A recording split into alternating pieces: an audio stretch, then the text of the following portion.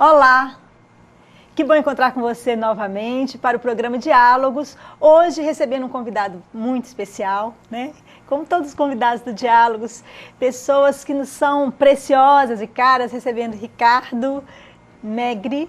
Isso. Psicanalista e professor universitário, que vem conversar com a gente um pouquinho hoje sobre a influência das mídias na produção dos sujeitos, ou seja, na nossa produção de subjetividade, como a gente se torna sujeito e como as mídias estão interferindo nesse processo. Ricardo, seja muito bem-vindo, né? Uma grande alegria, muita gratidão por recebê-lo aqui. Fala um pouquinho pra gente de você e dessa questão que a gente está propondo hoje para o programa. Pois é, primeiramente agradecer ao convite, né? É um prazer estar aqui e ainda discutir uma coisa que eu acho que a mim interessa particularmente, acho que é uma coisa que vem mudando o mundo, as mídias, né, fazem parte do nosso cotidiano, não podemos negar isso. E é uma pergunta que eu tenho feito, não tenho uma resposta pronta, mas os sujeitos que nós, como você disse no início, a gente é produzido, né, a gente não nasce pronto. E quais as interferências? Eu tenho me perguntado isso. Acho que nós não podemos negar que nos tempos modernos, né, que são os nossos, da contemporaneidade, nós temos uma construção de mundo diferente. Nós temos formas de se enlaçar diferentes. E isso, de alguma forma, atravessa e interfere na formação dos novos sujeitos, já que a gente nasce assujeitado e tem um trabalho para se tornar sujeito, né? Um sujeito singular, único, e que eu acho que de alguma forma pode sofrer interferências do mundo que nos rodeia e das mídias que nos rodeiam também. Sim. E eu fico pensando, né, as nossas formas de ser, de viver, de pensar, de sentir, e como você disse, elas são construídas nessa cultura, né? E as mídias, elas são uma força muito grande no nosso tempo contemporâneo. Então, nós vamos pensar, por exemplo, nas nossas crianças, né? Os nossos pais, nossos avós, quando eram crianças, não tinham essa exposição, esses atravessamentos midiáticos que as nossas crianças têm hoje, né? Sim, sim. E eu queria que você falasse um pouquinho sobre isso, quer dizer, o que muda? Né? A televisão, por exemplo, é um veículo que está presente, se pensarmos no Brasil, está presente em praticamente todas as casas brasileiras. Sim. Há um tempo atrás, eu estava fazendo uma pesquisa e dados do IBGE mostravam que havia mais TV nos domicílios do que saneamento. Né? Então, quer dizer, para a gente ter uma noção do que é isso, coisa, né? Eu queria que você falasse um pouquinho sobre isso. Quer dizer, isso influencia na formação desses novos sujeitos? Sim, então, olha que bacana. Pelo menos a forma como eu penso a subjetivação, somos seres de linguagem, né? Somos seres falantes. Isso nos difere, o fato de falar. E aí, a primeira coisa, quando nós temos as crianças, como você falou, muito pequenininhas, são os enfants, né, do latim, né, sem fala. E essas crianças, antes mesmo de falarem, elas já estão expostas, mergulhadas na TV, elas já estão participando, sendo ali bombardeadas de informações, de imagens da TV. Né, tem uma pesquisa que eu vi do final do século XX, né, mostrando início do século XXI, que nossas crianças ficam uma média de 50%, são 3 horas por dia, em média, expostas à televisão, e isso significa 50% a mais de outras atividades, como brincar, passar um tempo com a família, fazer dever de escola. Então, é um número assustador. E isso sobe para 1/3 dessas crianças que ficam 4 horas em frente à TV, e isso atinge mais as classes mais desfavorecidas. Por quê? Porque a TV, as babás sabem disso, as mães sabem disso, se coloca o bebê ali, ele fica, ou a criança muito pequena, ela fica ali quase que meio hipnotizada, ela é capturada pela imagem, e aí não dá trabalho, né? Então, a gente já pode imaginar que aí como é que é uma coisa poderosa para se passar, inclusive, ideologias e determinar a formação desses sujeitos que vêm aí chegando. Sim, eu queria conversar um pouquinho com você também sobre essa questão da violência e sobre como escolher, quer dizer, é um fato que a TV hoje faz parte da nossa vida, Sim. não é? Isso faz parte do nosso cotidiano. Uhum. Mas o tipo de programação que eu vejo gera diferença? Ah, com certeza.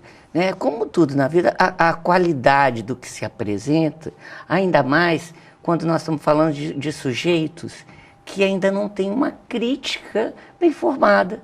E se a gente pensar, o que vem acontecendo na contemporaneidade, isso eu tenho visto, é claro que são alguns teóricos que estão pensando assim, nós não temos unanimidade, mas nós vamos pensar assim, que nós estamos perdendo aquele sujeito crítico do século XX no sentido kantiano, nós estamos perdendo aquele sujeito neurótico freudiano, cheio de culpas, e nós estamos cada vez mais tendo sujeitos acríticos e, por incrível que pareça, psicotizantes no sentido de Deleuze.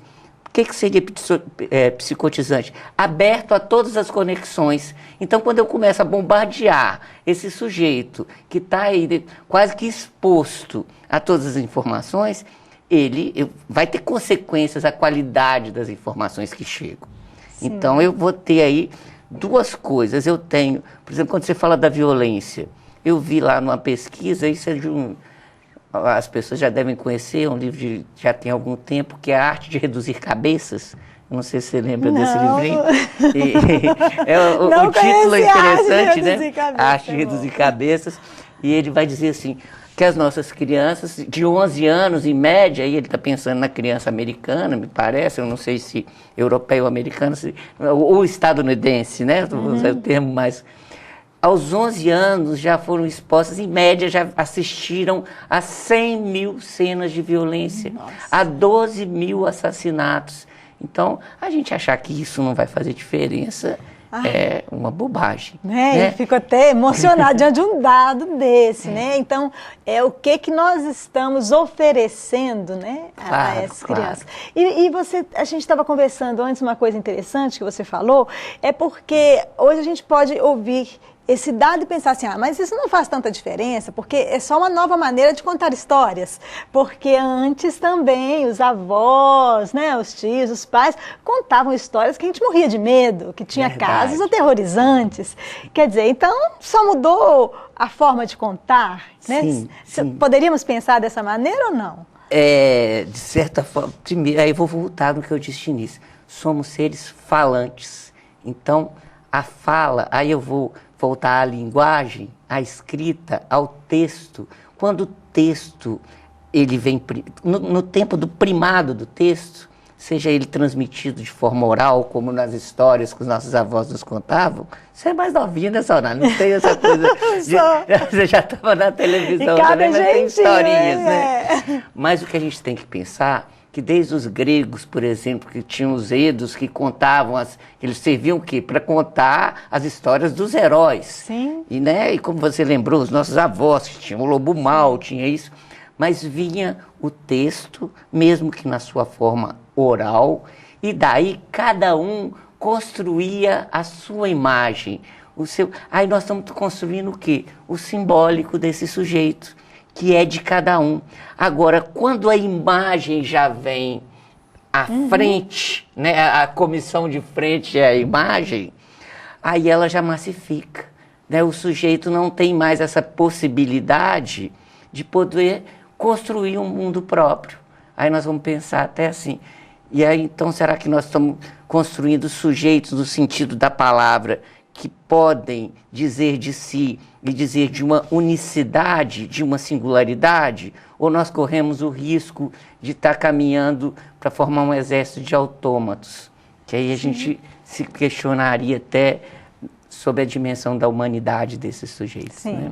Porque são essas imagens, né, em massa e que vão produzindo uma forma de ver o mundo e provavelmente de se posicionar nesse mundo, né? A gente estava falando das crianças, né? Você acha que para o jovem e o adulto tem o mesmo impacto Ou é diferente? Aí já vamos voltar assim se eu estou falando que eu não nasço, mas eu me torno, então eu estou falando de alguma coisa que acontece, aí um processo, né?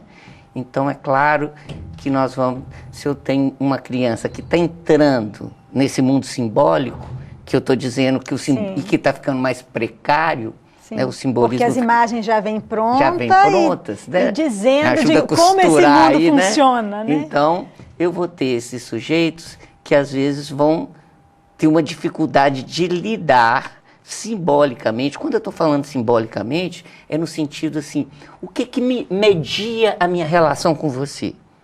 Né?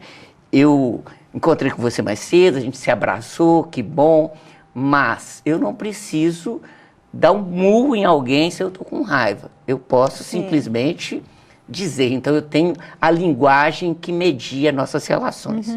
Esse é o campo do simbólico que eu estou falando, que emenda com o imaginário, que é como cada um entende a coisa. Então, nós somos incluídos, imersos nesse campo simbólico, que talvez esteja ficando precário com essas construções. Porque não há uma construção subjetiva mais, né? E aí eu vou perdendo recursos para lidar com as questões das relações. Eu seria prudente no sentido assim, nós temos defesas, né? Tanto senão a gente já teria enlouquecido há muito tempo. Sim. Mas é como se dificultasse para os pequenos sujeitos de passarem por o processo de se construírem. E aí nós vamos ter os sujeitos mais velhos, hoje já começam mergulhados nisso. Então, nós vamos ter os pais, aí vem a questão geracional, né? O que um passa para o outro, que não é assim, a gente até há pouco tempo não era tradição, não era transmitido de pai para filho, não tinha uma questão geracional. E o que nós estamos tendo agora? Nós estamos tendo que trazendo a televisão, claro que tem um monte de outras coisas, mas só para focar nela, que ocupa um espaço tão grande dentro das famílias, como você disse aí, né? Tem mais televisão do que saneamento básico, né? A gente comentando há pouco. Assim. Então, pensando nisso, ela está trazendo uma questão massificadora, nesse sentido de sujeitos menos críticos. Mas aí vamos lá. Então, espera só um pouquinho. Tá. Nós vamos voltar daqui a pouco. Nós encerramos o primeiro bloco e voltamos já para entendermos melhor o fio dessa história, não é? Como então que a TV, com esse processo de massificação, tem impactado as formas de ser e viver dos diferentes sujeitos, desde a infância até a idade adulta. Mas é já.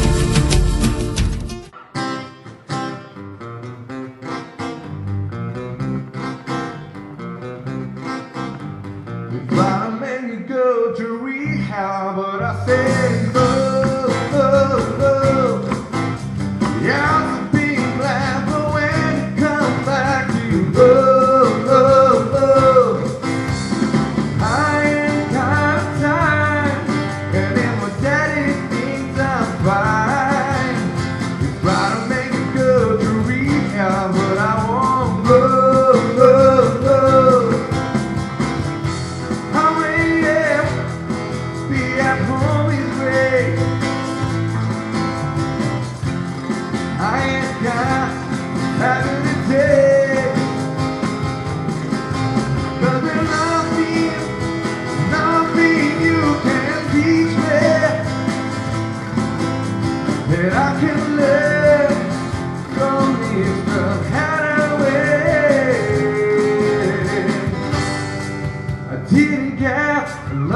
class, but I know we done camp in that shop class. Try to make it so to we out, but I won't go. Yeah, I'm the being black, but when you come back, you go. 9 times, and in my daddy thinks I'm fine.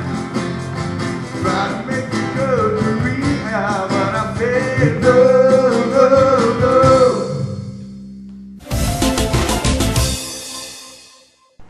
Olá, estamos de volta com o programa Diálogos, hoje recebendo Ricardo Megre, conversando com a gente sobre a influência das mídias nos processos de formação e produção dos sujeitos, ou seja, como todas essas imagens, todos esses atravessamentos das mídias em nossas vidas vão constituindo e ao mesmo tempo contribuindo para transformar as nossas formas de ser e viver, não só individualmente, mas também numa perspectiva coletiva e até mesmo da produção de uma nova humanidade, será que a gente pode pensar assim, né, Ricardo? Verdade. No bloco anterior, a gente estava falando um pouco dessa transição nessa produção de subjetividade, em relação às crianças e em relação aos jovens e adultos. Então, a pergunta era, a TV, as mídias, influenciam da mesma forma crianças, jovens e adultos? Essa era a questão que o Ricardo estava conversando com a gente e falando um pouquinho desse poder de massificação, da TV. Então, eu vou começar a falar de uma coisa que as pessoas não gostam muito de falar. Porque gostamos de achar que somos todos muito bons, muito... Antigamente, até muito pouco tempo, tinha jardins de infância, como se as crianças fossem florzinhas, e na verdade, o ser humano não é flor que se cheira. Não é flor que Ou se seja, nós trazemos, além de amor, fraternidade, carinho, nós trazemos outros afetos. Nós trazemos agressividade, nós trazemos ódio. E isso, às vezes, bem trabalhado, é necessário, nós precisamos disso. Sim, como diria Belchior, um terapeuta amigo meu, disse que a raiva é uma energia divina que Deus colocou no fígado para que a gente possa se defender, garantir a sobrevivência. Sim. Então, é uma energia necessária para que a gente impulsione, construa, sobreviva. Claro. Então, a primeira coisa... Nós não podemos fingir que isso não existe. Nós não podemos criar monstros e dizer assim, olha que absurdo aquilo ali é um monstro, uma aberração. Não, aquilo ali é um homem, no sentido de um ser humano. Nós somos capazes de coisas maravilhosas, nós somos capazes de doação que nenhum outro animal, superior a não ser o homem seria capaz. No sentido de caridade, de doação, mas nós também somos capazes de atrocidades que ninguém faz. O único ser que tortura para apavorar o outro é o humano. E nós inteiramos 70 anos de Hiroshima, estamos muito perto do Holocausto, então sabemos disso. Então, e não resolve a gente tapar o sol com a peneira e falar isso não existe. Porque dizer que algo não existe é fazer com que isso se repita. Então nós temos que nos debruçar sobre isso e ver como é que nós podemos lidar com esse ódio que nos habita. Ele não está ao nosso redor, não, ele nos habita. Então, o que a gente pode fazer com ele? É possível torná-lo uma ferramenta útil para a nossa vida e até para a vida da humanidade? O Freud falava que para a civilização, o inimigo número 1 da civilização, no sentido da civilização humana, seria o próprio homem quando ele se isolava, ele e os outros. Sim. E que o homem deveria fazer uso dessa energia que ele tem para o bem comum. E aí vamos chegar às nossas crianças e nossos jovens. Então, se eu nasço com algo que me habita, que é da ordem do ódio, e que às vezes a gente vê na criança, porque às vezes esse ódio volta para ela mesmo, Né? Quantos de nós já não vimos menininhos batendo a cabeça na parede, Sim. se machucando? Aí as pessoas falam assim, ele tem problema, ele tem um distúrbio, a gente patologiza tudo. Não, ele é humano. É uma forma dele, mesmo que desajeitada, mesmo que desastrada, dele pôr fim àquilo que ele não está incomodando, que ele não está sabendo lidar. Canalizar, Sim. lidar. Então, essa é a função que nós temos. Nós, enquanto partes da comunidade humana, né? Educar no sentido de fazer com que o sujeito faça um uso mais proveitoso dessa energia que o habita. Né? E quando a gente fala assim, essa comunidade humana, primeiro nós temos que fazer parte dela, né? Porque infelizmente nós estamos vivendo num momento onde, infelizmente, a partir da mídia, que às vezes não toda ela, mas alguns canais querem nos fazer crer que existem algumas pessoas que são intratáveis, incuráveis e que devem ser eliminadas, que devem ser expurgadas. E isso, não duvide, isso aconteceu há pouco tempo com os judeus. E aí a gente observa como a gente estava falando das imagens, né? Esse excesso de imagens nas mídias e de programas que trazem essa questão dessa violência, mas como algo que não é que é naturalizado, não vou dizer assim, mas que é algo que está presente em todo lugar e que dá aquela sensação de que é impossível barrar. Eu diria, seria isso? Isso? Eu acho, eu até arriscaria, está se tornando banal, como se tivesse uma subespécie que fosse mais violenta, mais agressiva e que tem que ser contida, e todo mundo começa a enlouquecer, aí os pedagogos fazem, eu não sei o que eu faço com esses meninos, ele é hiperativo, ele é isso, e o hiperativo vira antissocial, aí foi uma boa coisa, sabe? Porque o menino levado não tem mais lugar para ele. Ele já começa com uma patologia, e uma patologia leva a outra, Sim. que ao final leva a um assassinato brutal. Sim. Infelizmente. E eu queria que você falasse um pouquinho também sobre... então, nós temos alguns dados importantes. Primeiro, que as crianças passam grande parte do seu tempo diante da TV. Essa mesma TV que veicula essas imagens, muitas vezes de violência, como algo que vai ficando banalizado. Sim. Não é isso que a gente estava dizendo? E que você trouxe um dado também, que até os 11 anos, né, uma criança já viu mais de 100 mil imagens de violência. Sim. Diante disso, qual que é o papel que é possível? Quer dizer, qual o contraponto possível dos sujeitos que são responsáveis dessa comunidade cultural que está em torno dessa criança? Sim. Vou tentar ser bem rápido assim, né? Senão eu falo muito, né? Já viram? Fica à vontade. Mas, primeiro, se eu estou dizendo que tem um ódio que nos habita, e talvez isso seja notícia que pareça ruim, mas esse ódio pode ser transformado em outra coisa. Né? No caso do Freud, é o que ele chama de sublimação. Né? Então, aquilo que pode ser o mais pavoroso pode também ser o mais sublime, no sentido de uma obra de arte. Né? Então, é da mesma argamassa que se faz um assassino, essa mesma matéria-prima que se faz um empreendedor de sucesso agressivo, que compra, que arrisca, que vai à luta. Então, o que se necessita fazer? E aí eu acho que é da comunidade, onde entraria a mídia televisiva em particular. Primeiro, nós temos o papel dos pais. E dos pais que eu estou dizendo, aqueles que fazem a função de pai, que é dizer não. E tem coisa, gente, que não se negocia. Pelo amor de Deus, se você fizer isso, o papai vai te dar aquilo. Algumas coisas sim, mas algumas coisas são inegociáveis. Então, o que está acontecendo hoje, que as pessoas que tinham uma função, e era clara, de serem educadores, ou seja, falar não e suportar o ódio do filho, falar assim, você vai almoçar. Não, eu quero sorvete. Você vai almoçar. Não, eu quero sorvete, senão eu não gosto mais de você.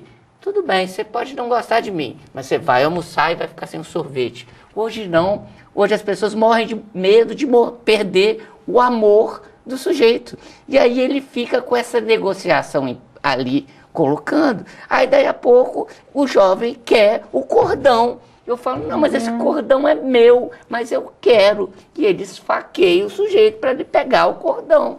Por quê? Porque desde o início não se começou aliás, a base não foi feita.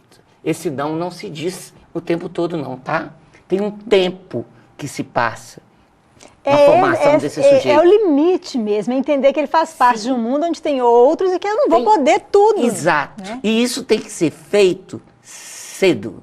Essa barra, porque a partir desse muro que é intransponível, que não cabe negociação, e são poucos nãos, não é falar não para tudo não, é parar com essa mania de pegar um menino de 17 anos e insistir com ele para ele levar a jaqueta porque está frio. Não, ele já sabe que está frio. Eu tenho que brigar com o menino de 3 anos que ele tem que botar a blusinha que ele não vai gripar. Então a gente tem que ter poucos nãos, mas nãos que sejam definitivos para fazer esse claros, corte. Né? Claros, firmes, exato, sem negociação. Não cabe negociação para algumas coisas.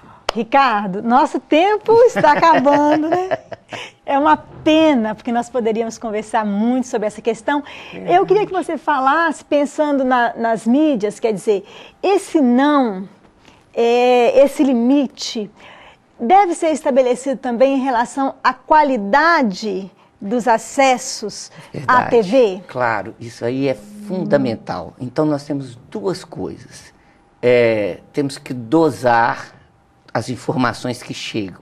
Algumas coisas podem ser via TV, algumas coisas podem ser via internet, algumas coisas necessariamente tem que ser na família, tem que ter um pouco de tudo, né? Nós não podemos substituir, como eu brinquei, só porque a televisão distrai e deixa a mãe sossegada para fazer outras coisas, tem que ter o tempo para tudo.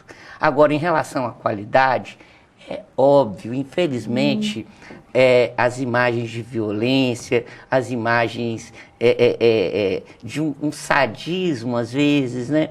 Elas são repetidas em determinados canais, né, que veiculam notícias de uma forma insistente. E nós somos capturados por essa imagem e ficamos quase que impotentes, quase que, né, ali em transe, né? E isso, é claro que não vai fazer bem a ninguém, não vai formar nada de bom para ninguém. Então, se eu tenho uma TV de qualidade, insistindo, ela não vai substituir tudo. Eu não posso achar que só um canal de excelente qualidade eu posso deixar vai meu filho fazer o dia inteiro 24 ali, horas né? era ali. Mas é claro que o momento que ele tiver, e é bom que tenha, tem coisas muito bacanas, é fazer um bom uso da mídia. E uma das formas de fazer o bom uso da mídia é escolher programas de qualidade. Eu acho que é inegável, nós não podemos também, tudo é bom senso, né? É uma questão de fazer bom uso da coisa. E aí a qualidade é fundamental, né? Não podemos perder isso de vista. É como a qualidade do nosso papo, né, Sara? Ricardo, muito obrigada. É uma honra mesmo recebê-lo aqui. E nós estamos aqui na TV Uni, que é uma TV educativa, que busca cotidianamente produzir isso, né? Produzir diálogos, né? Que sejam de qualidade, que possam trazer imagens boas, né? Imagens diferentes para compor esse nosso imaginário aí. Ricardo, muito, muito, muito obrigada. Foi uma honra realmente tê-lo aqui. Eu que agradeço muitíssimo a oportunidade. Espero poder vir mais vezes. Com certeza. Até mais. Nós nos encontramos na próxima semana em mais uma edição do programa Diálogos.